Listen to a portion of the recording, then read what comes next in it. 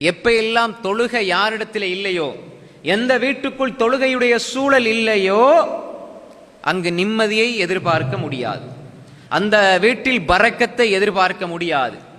தொழுகையை தொழாமல் ஒரு பிள்ளையை நீங்கள் படிக்க வைக்கிறீர்கள் என்றால், சாப்பாடு உணவு கொடுக்கிறீர்கள் என்றால், அந்த பிள்ளை வேணுமென்றே தொழுகையை விடுகிறது. ஆனால் நீங்கள் இந்த பிள்ளை படித்தால் போதும் என்று உணவு கொடுக்கிறீர்கள் என்றால் ஒரு வகையில் இது பாவம். தொழாத காஃபிருக்கு நீங்கள் உணவு கொடுக்கிறீர்கள். அல்லாஹ்வுக்கு மாறு செய்கிற வேண்டுமென்றே தொழுகையை விடுகிற ஒரு காஃபிரை நீங்கள் உருவாக்குகிறீர்கள். தொழுகையை விடுவதற்கு ஒருபோதும் நீங்கள் அனுமதித்து விடக்கூடாது.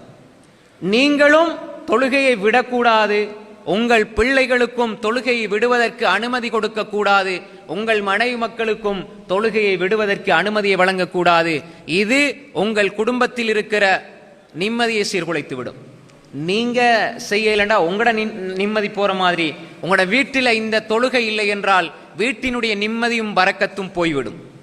அல்லாஹுடைய அருள் அந்த வீட்டுக்கு இறங்காது, கிடைக்காது. ஏன்? அல்லாஹ்வுக்கு மாறு செய்கிற கூட்டமாக, அல்லாஹ்வுக்கு மாறு செய்து கொண்டு வாழ்கிறவர்களுக்கு நிம்மதி கிடையாது சகோதரர்கள்.